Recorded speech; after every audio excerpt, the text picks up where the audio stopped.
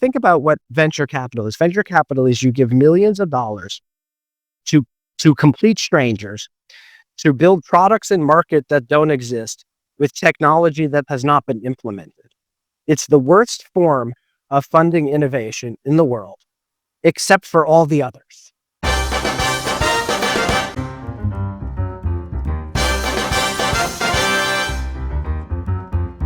I've been looking for this for such a long time, and I'm so glad that you came on here and that I get the chance to with you.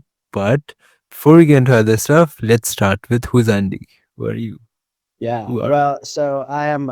I'm someone that likes to sit around and think, and sometimes just sit around.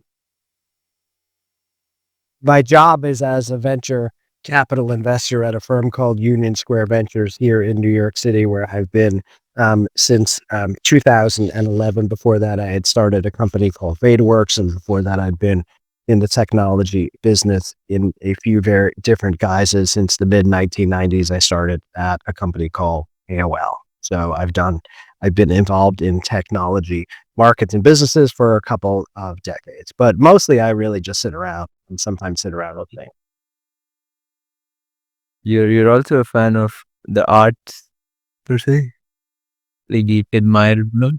Yeah, I do. I'm a fan of culture. I'm interested in culture. I think one of the interesting things about, well, the internet is that the internet invented decades ago, but as it came into some maturity and scale, let's say in the mid 1990s, intersected, defined, influenced, reflected, amplified culture in new and interesting ways. And that trickled down and it affected the arts and affected media and then affected businesses and business models and business markets. And so to me, what's interesting is all these things are related. They're not really separate, and you can learn from each of those in various different ways. I also think that the characteristics of an entrepreneur and an artist probably are more similar than they are dissimilar in terms of the aspirations, the hopes, the desire to create something where nothing exists beforehand is a very artistic desire, as well as a company building desire. The similarities diverge at some point, obviously, but I do think there are deep similarities, and I've met many entrepreneurs and many artists who remind me of each other. In fact, I like to be in situations where you put these people together, from those two disciplines and see what happens, and see where they select or see where they disconnect as well. It's always kind of interesting. And so I'm interested in these. I view the same. They're of a personal interest, but I think they can inform you professionally if you're investing in the internet and software and things like that, or at least they have informed me, and they've informed the firm I'm part of, Union Square Ventures, quite a bit too. Where do you think does the difference between what like artists do versus what entrepreneurs do? Where does that disintegrate rather than come into? Well, I mean, it's a very good question. There's this wonderful quote from Andy Warhol that says, I know something is art when the check clears," which was, I think, his way of articulating that these things aren't separate. I think there's a romantic view on it, that art is the pursuit of art is a pursuit in and of itself, and being an entrepreneur has market pressures, market tendencies. You have to make, as a business, you have to have revenue, and you have to have profits, and ultimately, if you take investors, those investors have to get liquid on those investments, which affect market dynamics. And so maybe there's some romanticist point of view that says these things are separately. Maybe Andy Warhol was correct, and they're more similar than they're different.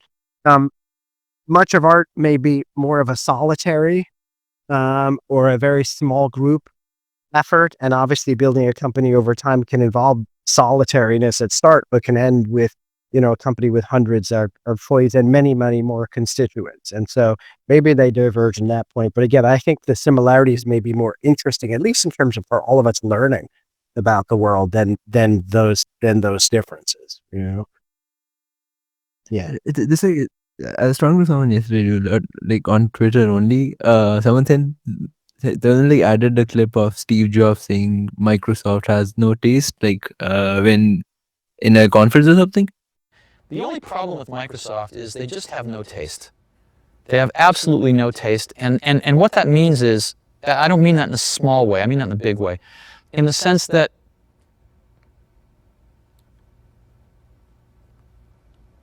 they don't think of original ideas, and they don't bring much culture into their product. And you say, well, why is that important? Well, you know, proportionally spaced fonts come from typesetting and beautiful books. That's where one gets the idea. If it weren't for the Mac, they would never have that in their products. And so I guess I am saddened, not by Microsoft's success. I have no problem with their success. They've earned their success, for the most part. I have a problem with the fact that they just make really third-rate products. And like recently, in the past few months, I want to say, the words like taste, art, and culture have been popularized a lot, especially on tech Twitter. But like, if you see things from the entrepreneurs, people who built stuff in the 90s and stuff, they don't talk a lot about this. Why do you think has that changed took about? Well, I Like, think I think we live in a world, we're 2025, so we live in a world that's very different than it was in 1960 or 1970 or 80, 90, or even in 2000, meaning the information loops are vastly tighter and more amplified. And so maybe people were talking about it, but there was no amplification in that way. And now the amplification actually happens in real time. It probably is the case the amplification ends up being very reactive initially, which is not a good or a bad thing, by the way. My view is it's just a thing. And then you need to let those kind of deflect and diffuse a little bit till you learn from them. But because those cycles are so fast, I think that the way that ideas and information shift is by making a bold statement like taste is the only thing that scales. And then the conversation happens, you know, and you need to make that kind of bold initial statement to get the conversation going. And maybe in the before times, it was the opposite way around. I think that there are, I think about marketing a lot. I think marketing is an amazing, interesting core competency. I was having a conversation with one of my favorite venture investors in the world. His name, by the way, is Mike Dubois at Greylock, about marketing. And marketing can entail a lot of things. One of those things marketing can entail is to position your company against another company in ways that may be non-obvious. So when you look at, if you're Apple and you were looking at Microsoft saying they don't have taste, we have taste is a wonderful way to position your company. That may have attributes of it. What he was saying in a way probably was our products are beautiful, their products are ugly. Our products delight you, their products are more functional or whatever. But it's very easy to describe it that way. I'm not suggesting he didn't believe it. I'm suggesting he was wonderful at marketing. You know, 1,000 songs in your pocket is a perfect example of that. I think the thing about taste that always confuses me a little bit is I don't know what that word means. You know, maybe you have good taste, maybe I have good taste. I don't really understand it. Although I do think a better way to think about it is if you have an educated, experienced opinion that you can articulate, other people can agree or not, or debate it, you know? So maybe it's just having an opinion that feels like it comes from a place of experience or education or curiosity that you can articulate. Maybe that's something called taste. Now, is taste a property, you know, in the way that, you know, an application that teaches you how to learn a language, you know, is a property? I'm not really sure. I think it's an abstract level. It refers to a bunch of other things. I'm not sure. It's like if you had a venture fund and I came to you and my first slide was, we're going to win because we have the best taste. Would that like draw you in, or you'd be like, I don't know what you're talking about. If I came to you with a business plan that said, I'm going to organize the world's information, you'd probably say, okay, I'd like to know more. I'd like to understand more, you know? And if you think about that example, organize the world's information is Google. They had a point of view, and their point of view was you could determine relevancy. Their point of view was the way we used to search was thinking about a directory system, the way libraries organized information. And they had a different view, which was because the internet is a series of hyperlinks. Those hyperlinks are actually signal of interesting or relevance, right? And therefore, finding something that can be utilized, that's PageRank, right? That can be utilized as methodology. It happened to be that view and that opinion. And there was research, obviously, that had been done around that. It wasn't a particularly novel idea that they applied it novelly. It was one of the most dramatic, transformations in access to information we've ever seen in our lifetimes. And so is that taste? I don't know. That's like, that's an opinion that they then put in the form of a product that reflected that opinion. I talked about taste with Chris, like you're talking about from pace with like for like an hour, and then at the end, the definition that he came up with was taste is good and qualitative judgment. Yeah, exactly. So if that's the case, right, let's assume that's the case, then that is not something that scales. And if it's not something that scales, one of the goals in building a business, a robust business, robust defined by a business that has many users or many customers that at some point pay you, or you get paid for them being a part of your service, and at some point them paying you is greater than the costs that go into you running that service, equaling profits. I'm not sure that definition we came up with is something that's scaled. You may apply it to something that scales, but I'm not sure that in and of itself is something that scales. And obviously, in a venture-backed business, you have to do something that scales. Not all businesses have to, but you should not be participating in venture capital financing, because that's our jobs are to take $1. My job is to take $1 from the LPs of Union Square Ventures and return to them $5 or $10. It's a very simple job description. It is immensely hard to do. But it's a very simple job description at its core. And that's how we get evaluated, and it's how we get paid as well. So, do you treat investing as an art or as a science? I treat it as a craft, which is maybe somewhere in between. And I treat it as a craft. My view, the way I think about craft, I don't think venture investing is one thing. I think venture investing is an asset class where you are investing at the riskiest part of the spectrum, of the asset spectrum. You're investing at the riskiest part, and therefore, for investing in the riskiest part, you should be delivering returns that are commensurate with that dramatic risk you are taking, and those returns should be some magnitude larger than what an investor can get in a completely liquid investment in an index fund, say, for example. And if you believe in that definition, there are many, many ways one could do that. Many, many different models. Maybe there's a way that's an art. Maybe there's a way there's a science. I think the way that we do it at USV is more like a craft, meaning I think of like the idea of a craftsperson to me is a blacksmith. Let's say you're making ironwork or something, or an upholsterer who upholsters a chair. And it's the kind of thing that, like, it's hard to do. It takes a lot of time. And in some ways, your goal is to get a little better every day. And there's no end game. And then your definition of proficiency is, today, if I make this sword, right? Or today, if I upholster this couch, it was a little better than the one I did yesterday because I learned something a little more. That's kind of the definition of a craft. And I think there's a version of venture capital that is that is similar to that. And you practice it like that. And so if you practice it like that crafts version of it, you probably want to have a very strict process by which you do it. The process really is just a container, or it's the outlines of which you do it. And then inside the container, there's enormous variability. It could be a large couch. It could be a small couch. It could be a small knife. It could be a large sword. But your process is the same. Maybe in the morning you get up and you put the coals in the fire, and you get the fire at a certain time. But that's the process, and then you get to work on the thing.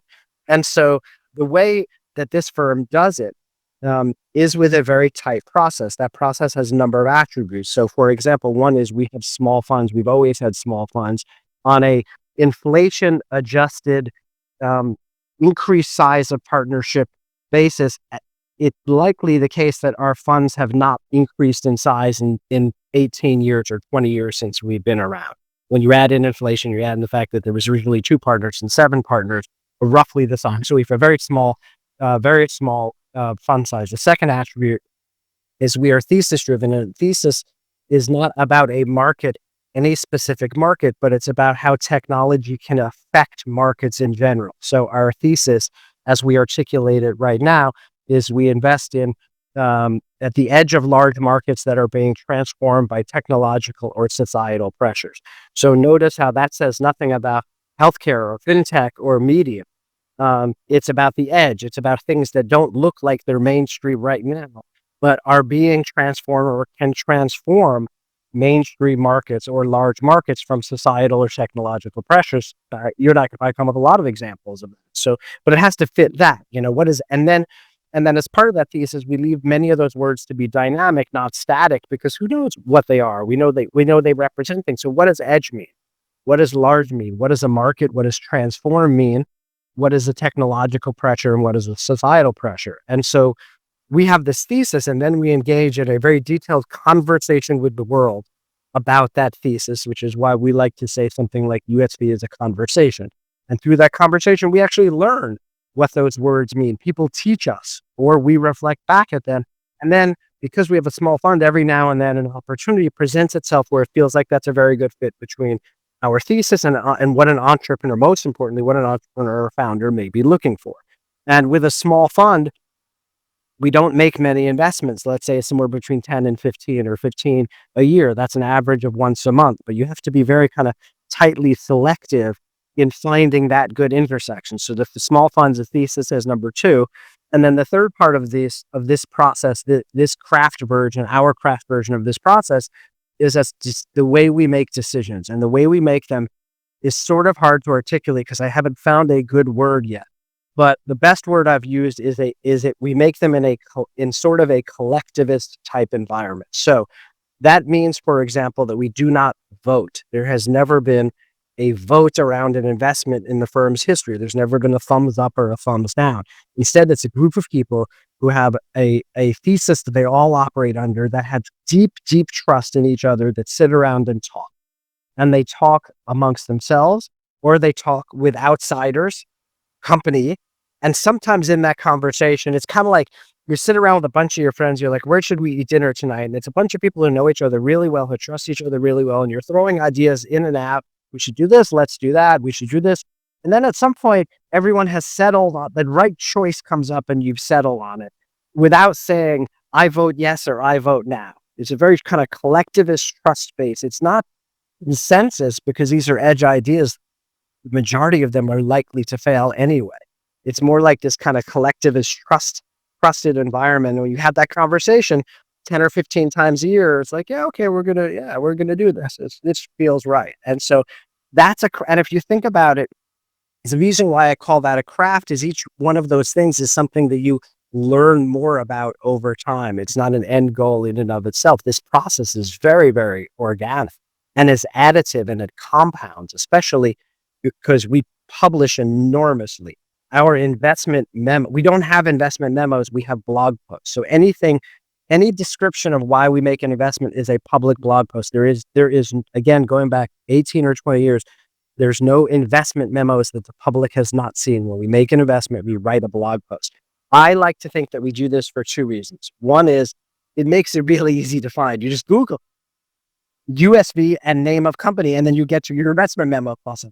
The second thing is it forces you, actually more than two reasons. It forces you to be very concise in your thinking and your articulation, because every investment you make, you have to tell the world why you made it. And you have to do it in writing. And so again, the craft, get better at writing and better at the articulation. And the third reason, which maybe is the most important, is it gives you a contemporaneous reason for why you made a decision, which avoids then hindsight bias. It avoids success bias. It avoids failure bias, because at the time you made the investment, the only thing you know is why you made an investment. You don't know if it's going to work out. And so when we go back and we look at the blog, we want to know why we made an investment for a company, let's say, that went public. You're going to pat yourself on the back and congratulate you because you made an incredible decision. But what were you actually thinking at the time when it was a 5-person company that had no product market fit, that had no revenues, that had very little users, why you did it? We have a method for do that. We go back and look. And so it's a way of articulating. It's a way of refining our thinking. It's an extreme version of humility, because the ones that don't work are all out there. And then also we think it's the best articulation of why we did something. So those things combined, to me, that feels like what a craft is. And that's what our version of venture capital is, a craft. There's a really wonderful firm here in New York called Asylum Ventures. I know, like Nick Charles, and he thinks it's art. He really thinks it's art. And the version of it he applies as art, which is amazing, right? But then there are more approaches that are, how would you articulate what Y Combinator is? Wonderfully interesting, transformational financing model that has invested in hundreds and hundreds and hundreds of companies. I don't know if that's science, but that's probably the other end. There's some methodology they're applying. And so I view venture as like, there's this guy named Jerry Lumen, who is a venture investor who wrote, I had one that she's right? Jerry, amazing book he wrote. And I have no short-term memory, so I can't remember the name of it, but there's a quote in the hook that I say that I've altered a little bit.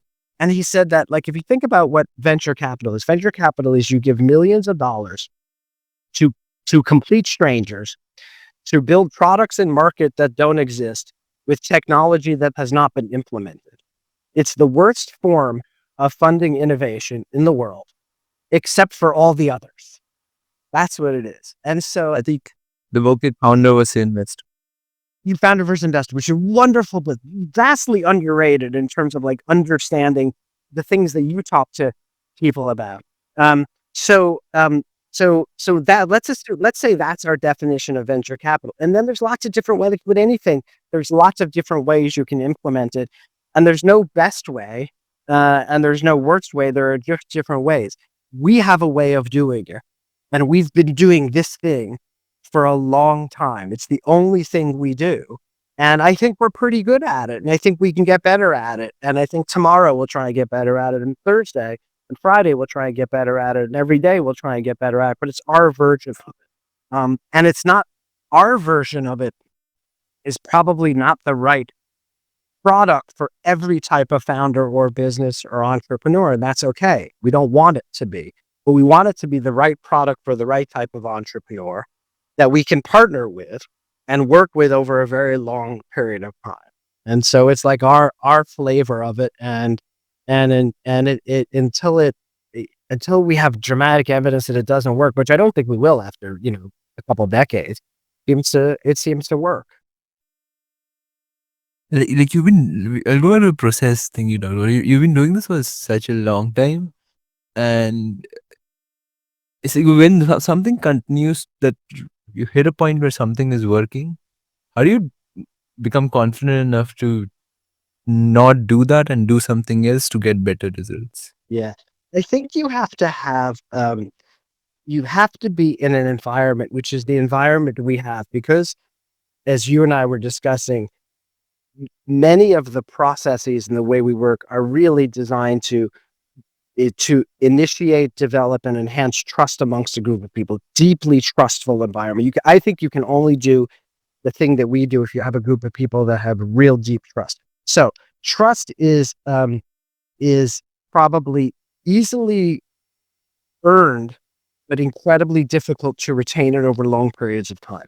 And so one of the ways you do that is you have to be open to questioning every one of these things. So it is the case that we ask ourselves questions about our fund size every couple of years when it's time to raise a fund. We are not overconfident that we're right about it. We're not so overconfident that we won't ask the question. By the way, when we ask the question around fund size, sometimes that conversation will be, should our funds be larger? Are we missing opportunities? Or we'll also be confident enough because of the trust to say, is our fund size too big? Is 250 million too big? Should we do 100 million? So you have to be able to ask those questions. What is the thesis? Are we really aligned on this? Trust around the way you make decisions. So it's constantly being able to and being open to asking yourselves questions around and about these things. And I think we have that, but you have to, if you don't have a trust-based environment, I think you'll run into a wonderful risk that you're mentioning, which is, how do you know that what you're doing is still working? Which is also a challenge, right, in venture capital, because we make a decision let's say last Monday, we made a decision to invest in the company, and which was the end of 2024. Maybe we'll know by 2030, 2034 that was the right decision. So these are long dated decisions. So I think it's my view in the way that we operate, and the way that the founders of the firm, Fred Wilson and Brad Burnham, built this kind of culture and this structure and this process to be able to always ask these questions over and over, and ask them to each other, but ask them to the world and allow the world to ask them to us as well. And keep it as I like to think that when the firm started, the first website was a blog. And in 2004, 2005, that sounds like an anachronistic mode, but this was radically different. Like a financial institution's website was a blog, ran on Typepad or WordPress. That's radical, And so, but I think it's a reflection, this firm is as attempted to be built to reflect the internet, which is a network of information, a network of person to person information, person to computer, computer to computer. We kind of built this to kind of reflect what are the really interesting native concepts that came out of that, which is sharing of information and sharing of curiosity and sharing of learning. So I think if we ever stop that, we'll be in trouble. We'll begin to stop if we stop allowing ourselves to ask those questions. So. But the problem that you run into there, I mean, you run into with something that just found in my mind, is when you do something certain and you keep doing it that way, and when you decide to change it, so in the moment when you're doing that, using that particular process, how do you stay very confident enough that this is the right thing to do while being ready that you will change it someday? Well, I think I think you put it into buckets, there are a lot of things we've changed, there are ways the process has tweaks. For example, we used to just have our Mondays are the day that we have a team meeting, and it goes all day. It starts at 10 a.m. and goes till 4 or 5 p.m. Right? But we added a Thursday meeting, and then we have a climate meeting on Thursday and an AI meeting on Monday and a meeting week. So we've added in additional things over the years, which I think are the continual tweakings of the process. And then and there's lots of stuff like that. And then surrounding that are what are the things that we believe are first principles. Fund size may be first principle. The way you make a decision without voting is another first principle. Thesis-driven investing. By the way, related to thesis-driven investing is the whole firm are generalists. We don't have specialization. That's really important. Everyone invests in everything. I have invested in climate companies. I've invested in crypto companies. I've invested in AI companies. I've invested in fintech companies. Everyone has. Everyone here has. That's really, really important. And the ability to ask yourself continually, which of those are first principles and which are not, and continually ask it. I think the first principles the ones I've mentioned here have generally felt pretty solid. And then around that, you're doing continual process improvements all the time. And some of those don't, those are failures. So. Don't you guys experience the sunk cost fallacy when you do something for a long time and find something better and you're like, you missed out on that thing for such a long time? Well, so of course, I mean, there are many examples of those, of misses, and some of them are obvious and some of them are less obvious. I would say that the way we process those is twofold. One is the fund size is very important because of the fund size. For us to deliver the returns that our limited partners expect of us, we don't have to invest in all the transformational large exit companies. We just have to invest one every couple of years. That's really the way the math works, maybe one a year. And so we have a lot of confidence that we are good enough at what we do and we have the right process in place to make a good decision every year. We're not making one decision. We're making 10 or 15, but we have confidence that this process works very well for that. If one of those decisions is right in the scope of venture capital returns, then we've done our jobs. And so the fund size allows us to learn from the mistakes we have made in investing and get better going forward without the economics or the math or the returns being screwed up. And so again, the process allows us to get better from mistakes versus just living with regret. Do you live with regret? Of course you do. We're human beings, right? But the process and fun size allows us to get over the regret pretty quickly, or attempt to get over it. This gives us a pathway to get over it pretty quickly, and then say, what's the mistake we don't want to make again? I used to work with, when I was at Betaworks, my co-founder had this wonderful saying, which is, it's okay to make mistakes. It's just not okay to make the same mistakes. And so, yeah, we have a math equation here that allows us to do the definition of our job and make mistakes, and a process to continually reflect on the mistakes so you won't make them again. And I think we're actually pretty good at asking those questions and saying, let's not make that mistake. Yeah, we can make different mistakes, or this was a mistake, that we understand in a certain way. And so again, the process allows that to occur, or is good, or is optimized at that, having that occur. So You talk about like having the optionality to invest in like maybe one revolutionary company once a year. Using that, do you follow the rule of like consider every company a fund return? well, and you go into all of them believing they can be. That's one of the lenses or criteria that you use. Is can this be a fund returner?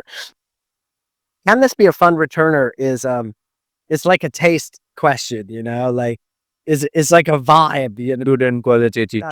Yeah, how do you there are lots of wonderful USB investments that I think with hindsight you'd say, how did you know that was going to be a fund returner? Well, you didn't know that, but you knew I knew this was Y, and you knew this was Z. And so you had those attributes. But I think, like, if you think about that, there's a company that is building something that at a qualitative level, maybe with only very little quantitative data, you believe would be applicable or relevant or delightful or transformational or important to a lot of people. At some level, that's, maybe that's the fundamental question. And some of that may be traditional market size analysis, but I think a lot of it is more like, feeling, or an entrepreneur's ability to convince you they believe that, and that they're doing, and they're marching towards that. Some of the really interesting companies we were in, if you did like a traditional market size analysis when they were started, you couldn't do it. They're too small. Like, there's a good one that someone told me once, like Etsy, which we were a very early investor in the first fund. To me, what was the market size for people that were making stuff at their kitchen tables and selling it? I don't know. I don't think it was healthy. You come up with a big number for that, right? And so, but that market is, a million times larger than it was because of what they did, right? Wonderful companies expand markets that they're in as well. And so you need to, there's some quantitative work, but there's some qualitative work as well. And a lot of this that I find interesting is adopting, being convinced, going along for the journey of a belief system or a value system that an entrepreneur has, and they've invited you along. You've earned the right to go along that journey and participate in it by giving them capital and being an observer, but that's minor compared to what they do. But they've convinced you that there's something about their value system or belief system that they have that. One question which I like to end with. I've been like into startups, venture capital, and all these things. That's 11. What do you think is one fact that will blow 11-year-old my mind? I think that there used to be, all the world's information is available to you and me with the tap of our fingers. That's type a few queries into this thing that we're holding, and the whole history of information, the history of the world is available for you. So that means at some level, it's up to you to do something with it. Access to it has been solved. And also, it's basically free. That's a remarkably equalizing possibility and potential.